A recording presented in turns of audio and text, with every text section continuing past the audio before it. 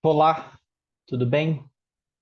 Seja muito bem-vindo, seja muito bem-vinda à nossa quinta e última aula da série Quebrando a Banca, aula na qual finalizaremos as duas últimas questões de noções de direito da prova de 2013, que foi uma prova muito especial porque ela também foi feita pela Banca Fumar, ok? Beleza? Antes, apenas dois avisos rápidos. Aulão de revisão do dia 26 de janeiro, 19 horas. Aula que a gente vai fazer uma revisão sobre o conteúdo de noções de direito, né? Chamando a atenção para os pontos mais importantes, aqueles pontos os quais, né, a gente julga ser indispensável que você rememore. Também iremos resolver questões de noções de direito da prova de 2007, que apesar de não ser da Banca Fumarc, foi uma prova realizada, elaborada pela Fundep, com um edital de noções muito parecido, como eu sempre venho frisando, ok? E também, no mesmo link aqui embaixo, você vai ter acesso à lojinha, que tem cadernos de questões para todos os gostos. Fatiamos alguns cadernos, por exemplo, você que deseja, por exemplo, apenas as questões de primeiros socorros, nós fatiamos dos volumes e pode ser adquirido separadamente. E por aí vai. Mas aquele negócio, deu dúvida, me adiciona no WhatsApp, eu tenho todo o prazer em conversar com você. Beleza? Aqui, ó, a prova de 2007, como eu ia dizendo, ela foi feita os tópicos um, 2, 3 idênticos. 4, não havia o tópico poderes. A lei de licitações, naturalmente, nem sonhava em existir, a nova lei. E o tópico 5 é o tópico totalmente inédito. Ok? Beleza? Então vamos embora. Questão 24. A questão 24 e a questão 25, elas são de direito administrativo e elas também dão aquele tapão no concurseiro incauto, que eu tenho certeza que não é você que está me vendo, porque o concurseiro incauto reclama do professor quando ele coloca questões de direito administrativo estadual. Ora, se não vejamos se exatamente o que foi cobrado de direito administrativo na prova de 2013 foi exatamente o direito administrativo estadual. Isso significa que você não vai passar os olhos na Constituição Federal? Não, até porque muita coisa do direito administrativo estadual é réplica, é repetição, às vezes com as mesmas palavras, e às vezes não é com as mesmas palavras, do que está no ordenamento federal. Mas você não pode deixar de analisar com muita profundidade o que diz a nossa Constituição estadual, ok? Então, como sempre, vamos pegar a ferramenta de Draw, que eu acho muito legal, e vamos juntos. E eu não vou esquecer de apontar a alternativa, que é a resposta da questão. Fique tranquilo, fique tranquila. Beleza? Com fundamento na Constituição do Espírito Santo, do Estado do Rio? Não. Com fundamento na Constituição do Estado de Minas Gerais, é correto afirmar, é certo. Então, vai ter uma alternativa aqui que vai estar incorreta, que vai estar errada. E vamos a ela. A administração pública direta é a que compete a órgão de qualquer dos poderes do Estado. Alternativa B. Os agentes públicos são dispensados de motivar os atos administrativos que lhes competem praticar. Alternativa C. Incluem-se entre os princípios a que se sujeita a atividade de administração pública os da eficiência e da razoabilidade. E a alternativa D. Será permitida se houver compatibilidade de horários e observado o teto constitucional a acumulação remunerada de encargo de professor e outro de outro técnico ou científico. Bom, repetição de trechos da Constituição do Estado de Minas Gerais. Artigo 13, caput. Artigo 13, parágrafo 2º. Artigo 14, parágrafo 1º. E o artigo 25. Então, meu querido estudante, minha querida estudante, o que a gente pode extrair aqui antes de resolver a questão? Você precisa ler, anotar, escrever do artigo 13 da Constituição do Estado até o 37, porque o tema vai ser sorteado dali, ok? Beleza? Ótimo. A administração pública direta é a que compete a órgão de qualquer dos poderes do Estado. 14, caput. A administração pública direta é a que compete a órgão de qualquer dos poderes do Estado. Vamos ir além? Primeiro, fazer uma revisão. A administração direta está presente em todos os poderes do Estado, seja de forma típica, como é o caso do Poder Executivo, seja de forma atípica. Os outros poderes, quais sejam legislativo e judiciário, eles exercem a administração direta. Quando o tribunal, melhor, quando a Assembleia Legislativa realiza um concurso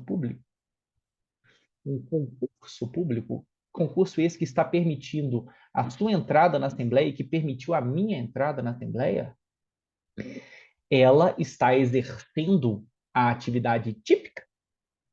Não, ela não está fazendo lei, mas é uma atividade atípica de administração pública, então ela precisa, naquele momento, obviamente, respeitar toda a principiologia e ela está exercendo a administração direta. Vamos ir além. A administração pública indireta, por sua vez, é o parágrafo 1º do mesmo artigo, e aqui uma grande diferença, como eu não canso de dizer nas minhas aulas de direito administrativo, de noções de direito administrativo, porque eu não sou administrativista. A pessoa vem com o estudo de direito administrativo da Constituição Federal, está arrebentando, aí cai numa questão boba como essa, que é a administração indireta. Porque a pessoa decora, né, que no âmbito federal nós temos as fundações, empresa pública, sociedade de economia mista, autarquia. E aí se depara com a questão que fala sobre a administração indireta estadual, que tem duas peculiaridades. Aliás, o tema organização administrativa tem duas grandes peculiaridades. O primeiro deles é a questão dos órgãos autônomos, que estão na administração direta, mas esse órgão criado tem uma autonomia um pouco maior, mas subordina-se ao governador do estado. E na administração indireta nós temos essa figura que é o inciso 5º. Vamos ler juntos. O pessoal pediu para falar um pouco mais devagar, já pediu para ficar calmo e agora pediu para falar devagar. A administração pública indireta é a que compete. A autarquia de serviço ou territorial. Não tenta entender isso, não. Decora ST, serviço ou territorial. 2, a sociedade de economia mista. 3, a empresa pública. 4, a fundação pública. 5, as demais entidades de direito privado, sob controle direto ou indireto do Estado. Na aula respectiva, eu disseco esse ponto e mostro, por exemplo, que a Minas Arena, se não me engano é a Minas Arena, hein? Me corrija se estiver errado. Ela é um exemplo desse inciso 5, ou a MG Produções, uma coisa assim, você confere lá. Ok, fomos além. Pegamos a importância desse quebrando a banca é isso. Mais do que fazer a revisão, apontando as peculiaridades da organização administrativa de Minas Gerais, quais sejam órgão autônomo na administração direta e demais entidades de direito privado sob controle direto e indireto do Estado. é propor, propositivo. Então, a letra A está correta, até porque ela é reprodução ipsis literis, idêntica, do artigo 14 da Constituição do Estado. Alternativa B. Olha o bom senso. Os agentes públicos estão dispensados de motivar os atos administrativos que lhes competem praticar. Não só é um antagonismo, porque o parágrafo 2º do artigo 13 da Constituição do Estado de Minas, aqui, quando eu falar Constituição do Estado, é Constituição do Estado de Minas Gerais, viu? Não é do Espírito Santo, não é do Rio. O agente público motivará o ato administrativo que praticar, explicitando-lhe o fundamento legal, fático e a finalidade. A alternativa B diz que os agentes públicos estão dispensados de motivar os atos administrativos que lhes competem praticar. Meu Deus! Além de ser uma contradição com o exposto no parágrafo 2º, nós temos um princípio chamado princípio da publicidade, que dá publicidade. E a gente sabe que as hipóteses de restrição da publicidade de atos são restritíssimas. Tem que envolver a segurança da sociedade e do Estado. Ok? Ou seja, o princípio da publicidade ele não é pleno. Existem situações peculiares que um ato administrativo pode ser declarado sigiloso. Professor Matheus, então, resposta B. Quem sabe inovando aqui, fazendo aqui um negócio bem legal. Ah, meu Deus, é cada dia aprendendo. Resposta é a B. Vamos além? Vamos. O mesmo parágrafo utilizado pelo examinador traz a explicitação dos fundamentos que o agente público deverá apresentar na motivação do ato administrativo. São os fundamentos LFF ou FFL ou LEFAFI, do jeito que você quiser. É o fundamento legal, o fático e a finalidade que o ato administrativo teve. Ok? Fomos além. Alternativa C. Ah, essa aqui é boa demais. Candidato vem. Ô, gente, já atendi dezenas, tá? Que, por exemplo, tem que tomar cuidado. Que, por exemplo, pedem para que eu retire manualmente, por exemplo, de um caderno de 100 questões de direito, retirar apenas as de TGE, por exemplo, porque administrativo está dominado. Aí eu sempre utilizo o exemplo do Limper. Já tem dica, já tem aula no canal. Eu sei que você sabe, mas vamos repetir, porque aqui é aula de revisão para quebrar a banca. E falando em revisão, fazer isso com a prova de 2007 também, hein? Lá no revisão, no aulão. E aqui, vai ficar um negócio legal, viu? Por nada não. Vamos lá. O artigo 13 caput diz a atividade de administração pública dos poderes do Estado e de entidade descentralizada é o mesmo que a Constituição Federal diz no 37. Até separei aqui, porque a Constituição Federal, no artigo 37, eu vou falar devagar, diz a administração pública direta e indireta de qualquer dos poderes. A Constituição do Estado usou a atividade de administração pública dos poderes e de entidade descentralizada, direta e indireta. Se sujeitarão, voltando para a Constituição do Estado, aos princípios do limper, legalidade, impessoalidade, moralidade, publicidade e eficiência. E a razoabilidade. Quer dizer que, como na Constituição Federal não tem razoabilidade, a administração pública federal não é razoável nos seus atos, na prática de seus atos? Óbvio que não é esse o raciocínio. A razoabilidade está implícita na Constituição Federal e está explícita na Constituição do Estado. Mas aí é o candidato. Ô, gente, eu sei que você pode estar dominando uma matéria, mas pense que não está. Aquele que está de pé, né, sem profanar o texto bíblico, é na reverência mesmo que o texto possui, mas cuidado para não cair, está dominado. Então, na Constituição do Estado existe explicitamente a razoabilidade e vamos além. Vamos além. E eu sei que eu vou falar algo que eu já falei 300 vezes, indica nas próprias aulas. Ir além, para mim, é o parágrafo 1º do artigo 13. Por quê? É muito importante. A moralidade e a razoabilidade, ou seja, dois dos princípios que estão no caput, dos atos do poder público serão apuradas para efeito de controle e invalidação em face dos dados objetivos de cada caso. O que isso quer dizer? Não sei. Não sei, porque é o seguinte: dentre os princípios, a moralidade e a razoabilidade são os que são mais abertos, digamos. Como eu sempre digo, que é moral para mim não é moral para você que está aqui. Ou seja, bem subjetivo. Mas a Constituição determina que para efeitos de controle e invalidação, os atos do poder público serão comparados em face de dados objetivos. É bom para cair subjetivo e pegar o incauto, e cair objetivo e não pegar você.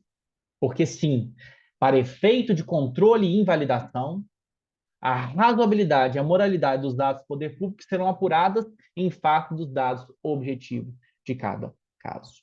Ok? Beleza? Top. E aqui, se as alternativas A, B, que é a alternativa correta da questão, correta no sentido de era o gabarito da questão, e C, estão ali comprimidas nos artigos 13 e 14, a gente dá um pulo para o artigo 25 da Constituição do Estado. Porque a alternativa D passa a falar de servidores públicos. E um tema muito caro ao servidor público, que é as possibilidades de acumulação remunerada. Vamos primeiro à alternativa, vamos para o texto da lei, vamos conversar e ir além. Será permitida, se houver compatibilidade de horários e observado o teto constitucional, a acumulação remunerada de um cargo de professor com outro, técnico ou científico. Aqui está falando de 2 cargos, um de professor e um segundo, esse segundo sendo técnico ou científico. Vocês vão entender o porquê que eu fiz esse recorte. É, sim, positivo da Constituição do Estado, artigo 25, é vedada a acumulação remunerada de cargos públicos, permitido, se houver compatibilidade de horário observado o disposto no parágrafo 1º do artigo 24, vulgo teto do funcionalismo público, a de 2 cargos de professor, a de um cargo de professor com outro técnico ou científico, a de 2 cargos em empregos privativos de profissionais de saúde com profissões regulamentadas. Então, a alternativa está correta. A alternativa está correta. Vamos a uma revisão? Sim. A acumulação de cargo é vedada. Ou seja, a regra é a vedação de acumulação remunerada de cargos públicos. E o texto constitucional traz 3 hipóteses restritas que, para se materializarem, tem que haver a compatibilidade de horários e, caso se materializem no mundo fático, ou seja, o servidor acumular 2 cargos, não será permitido extrapolar o parágrafo 1º do 24 no termo de remuneração, que é o teto. E qual é o teto? Lá no parágrafo 1º do 24, o teto é o do desembargador do Tribunal de Justiça de Minas Gerais. O teto do funcionalismo público estadual é o desembargador do TJMG. Vamos lá, vamos dissecar. Então, se tiver compatibilidade de horário, e não vai extrapolar o teto, cuidado, não é que se acumular os cargos e somados os salários, extrapolar o teto, o servidor não vai poder. Sim, ele vai poder acumular, só que vai ter o corte do teto. Ele vai ter a vedação, ele vai ganhar apenas o teto. Tá? Cuidado, porque se houver compatibilidade horária, é uma condicionante. E observado o disposto é uma consequência da acumulação. Não pode passar do teto do funcionalismo público estadual, que são os vencimentos do desembargador do Tribunal de Justiça de Minas Gerais. Vamos lá. 2 cargos de professor, muito simples. Há de um cargo de professor com um outro. Esse outro pode ser um cargo de técnico, vamos gravar assim, um cargo de nível médio, e o outro com um cargo de nível superior, científico. Não tenta entender esse técnico científico, dá um nó na cabeça, porque tem um pessoal aí que é. O pessoal que nasceu sob a égide da Constituição de 67, Constituição Federal, que fazia o científico normal, quando a pessoa estava ali no terceiro ano científico, quer isso, fala. Um cargo de professor com um de técnico, um cargo de professor com um científico, beleza? A prova vai te falar que o cargo é de nível técnico, o cargo é técnico ou científico, a prova vai deixar isso explícito, ou então ela vai cobrar a literalidade da lei, como foi o caso, inclusive. E vamos para a terceira hipótese. Há de 2 cargos de empregos privativos de profissionais de saúde com profissões regulamentadas. Então, a questão vai te falar, por exemplo, que determinada profissão não é regulamentada. Então, essa não regulamentada não entra no cômputo, né? Verdade? Aqui é enfermeiro mais enfermeiro. E por aí vai. Há de 2 cargos de saúde, tendo que cada um dos cargos tem que ser de profissões regulamentadas. A maioria das profissões de saúde são regulamentadas, mas se o examinador quiser falar a profissão X é privativa de profissional de saúde, mas não tem regulamentação. Essa profissão não é regulamentada, ela não entra no cômputo, ela não entra na regra da acumulação. Porque só pode acumular 2 cargos em empregos privativos de profissionais de saúde com profissões regulamentadas. Deixa eu ver se tem mais alguma coisa. Não. Estamos bem, estamos bem, estamos muito bem, obrigado. Então, vamos para a próxima e última questão. Vou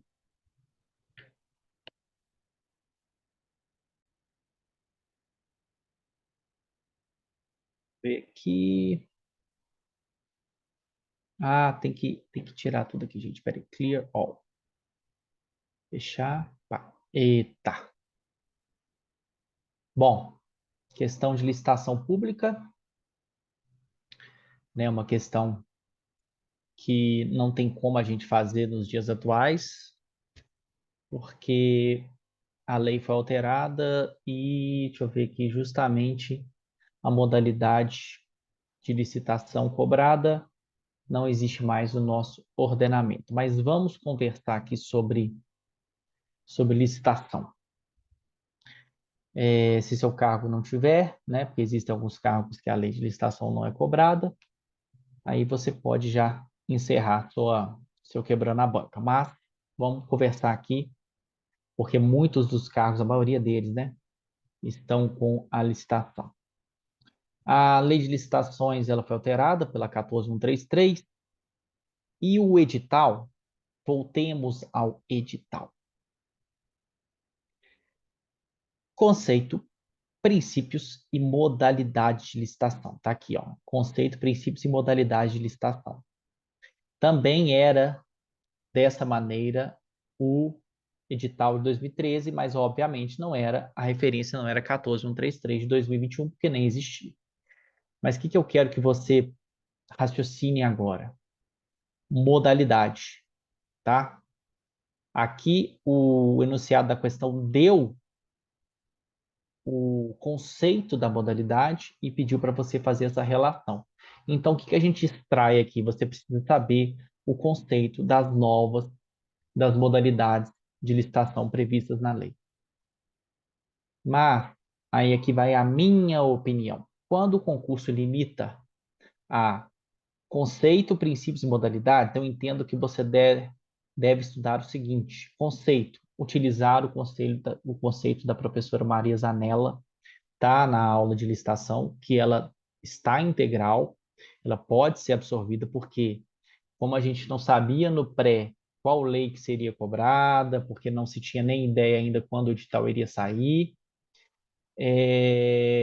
a gente focou ali, né, nos princípios da licitação, a gente conversou bastante ali. Não foi muita coisa, mas já deu para iniciar os estudos.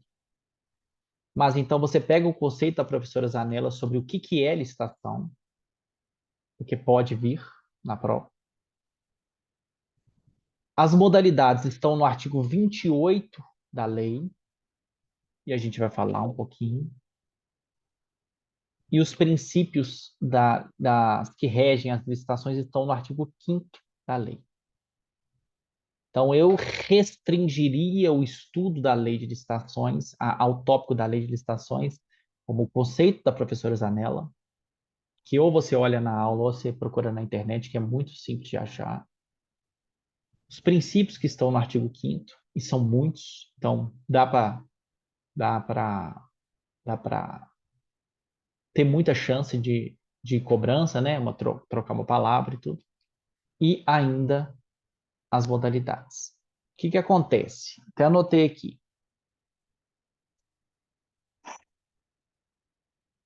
Na Lei 8.666, havia, que não há mais, a modalidade do convite e a tomada de preços. Inclusive, esse enunciado, ele traz o conceito de convite, mas a gente nem vai se debruçar sobre ele, porque ele não existe mais.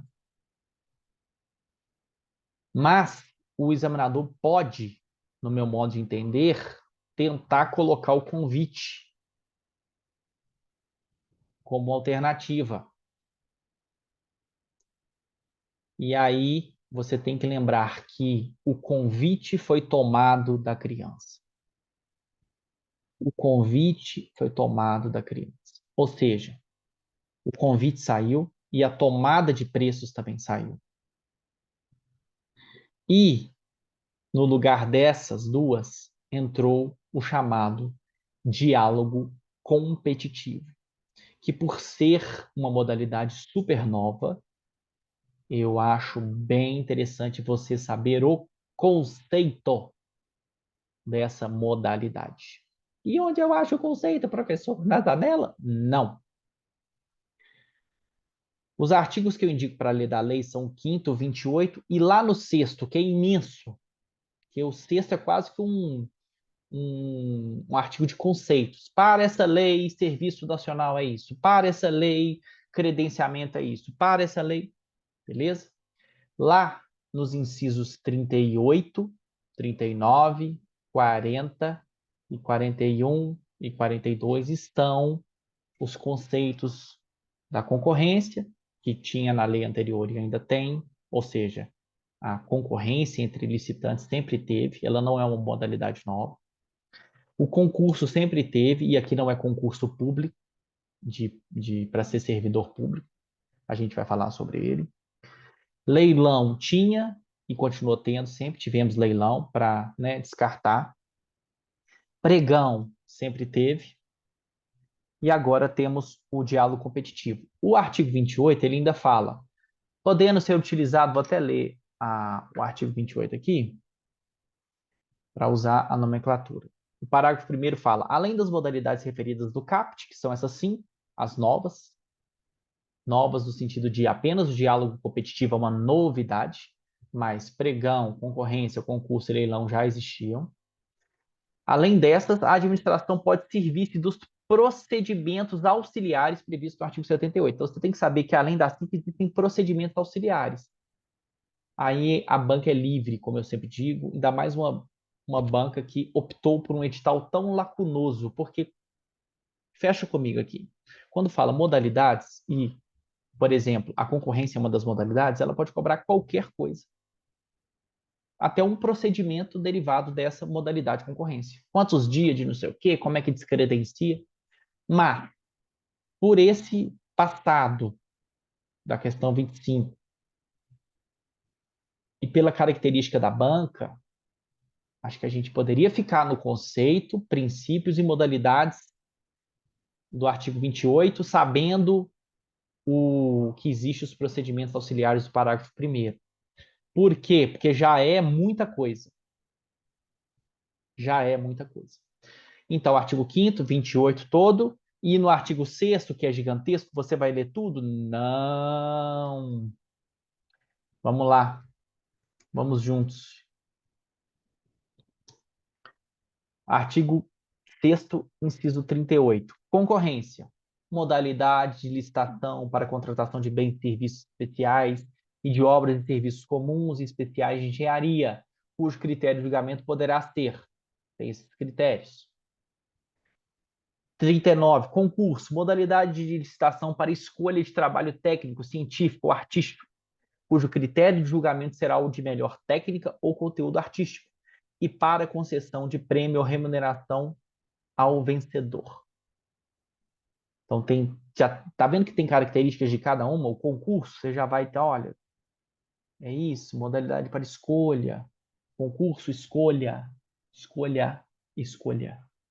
Concorrência, modalidade de licitação para contratação. A concorrência faz uma contratação. Leilão, não é a música, mas pensa comigo a lógica do leilão. Lance. Eu vou fazer um leilão, quem dá mais pelo meu coração. Veja a modalidade de licitação para alienação, descartar bens imóveis ou bens imóveis ou móveis inservíveis ou legalmente apreendidos a quem oferecer o maior, quem dá mais pelo meu coração. Pregão, pregão aqui não é aquele seu amigo chato, não, que é prego. Aqui em Minas a gente fala isso, pelo menos. Pregão, modalidade de licitação obrigatória para aquisição de bens e serviços comuns, não é engenharia, cujo critério de julgamento poderá ser o de menor preço ou de maior desconto. E, por fim, no inciso 42, a novíssima modalidade. Ela tem um conceito bem amplo. Vamos juntos. Modalidade de licitação para contratação de obras, serviços e compras. Olha para você ver. Obras que era concorrência. Desculpa. Obras que era a concorrência. Então, vamos lá. Modalidade de licitação para contratação de obras, serviços e compras em que a administração realiza diálogos com licitantes previamente selecionados, mediante critérios objetivos, com o intuito de desenvolver uma ou mais alternativas capazes de atender às suas necessidades, devendo os licitantes apresentar proposta final após o encerramento das ideias, dos diálogos. Então, assim, isso aqui inequivocadamente veio trazer maior eficiência às licitações públicas. Você troca ideia, até porque a lei às vezes é engessada e as mudanças sociais são muito, muito, muito, elas borbulham, né? Elas borbulham. Então, meus senhores, o convite foi tomado da criança, ou seja, apareceu tomada de preços ou convite na sua prova, você pode saber que essa modalidade não existe mais. Apareceu lá o conceito para você linkar, lembre-se, quem dá mais, leilão, concurso, escolha. Aí você vai ter que saber a concorrência, o diálogo competitivo, e você vai solitariamente escrever as modalidades. Não é muita coisa. Pode ter certeza que é muito menos do que muitos cursinhos até grandes, cursinhos até mesmo que propõem uma estratégia para você e está oferecendo só de videoaula, tá bom? Encerramos aqui no aulão do dia 26, que eu novamente faço convite. Vamos conversar mais, vamos conversar para você fazer aquela revisão. Beleza? Bora conquistar o crachá, galera.